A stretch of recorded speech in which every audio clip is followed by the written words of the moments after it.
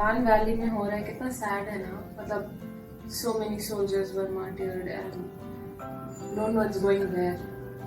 But जैसे news में वगैरह में देख रहे थे कि ये जो सोल्जर्स हैं ये बिहार रेजिमेंट के हैं, है ना।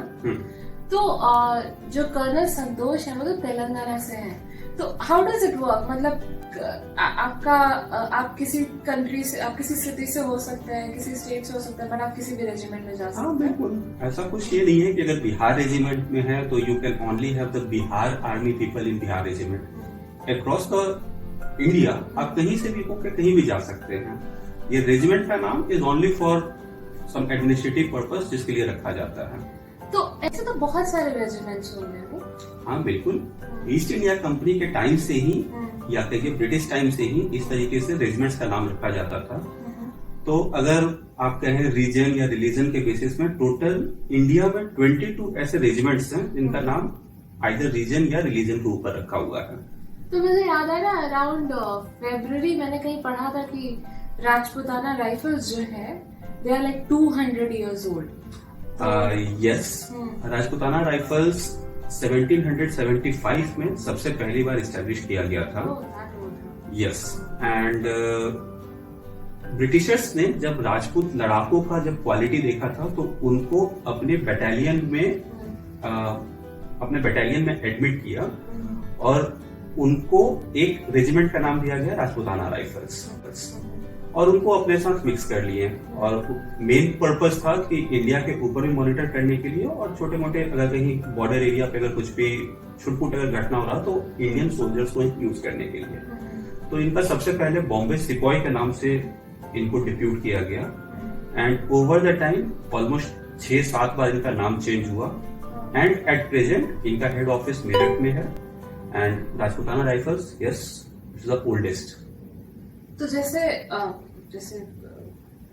कर्नल संतोष थे बिहार रेजिमेंट में, तो इस तरीके से राजपूताना राइफल्स में कौन कौन से मेजर कम्युनिटीज हैं?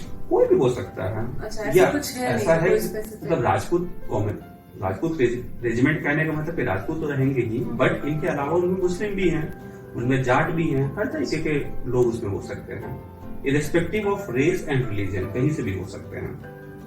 अच्छा, इससे मुझे याद आया, दिल्ली में राजपूताना राइफल्स का एक बहुत अच्छा म्यूजियम भी है।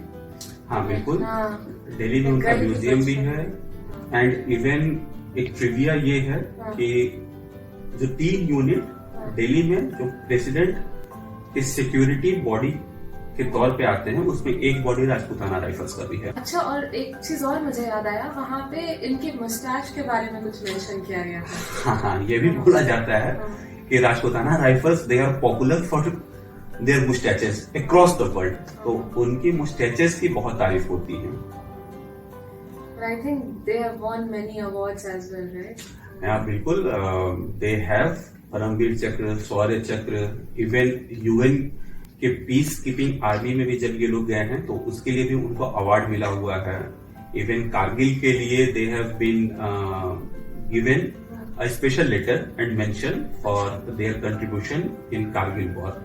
ऐसे बहुत सारे अवार्ड्स हैं। इनका मोटो ही है कि वीर ही भोग कर सकते हैं, तो ये इनका मोटो है। और इनका जब भी ये लोग युद्ध पे जाते हैं तो इनका यही है, राजा राम की जय। तो हर जगह ये लोग जहां भी जीत के लिए है वहां पे राजपूताना राइफल्स का नाम रहता है।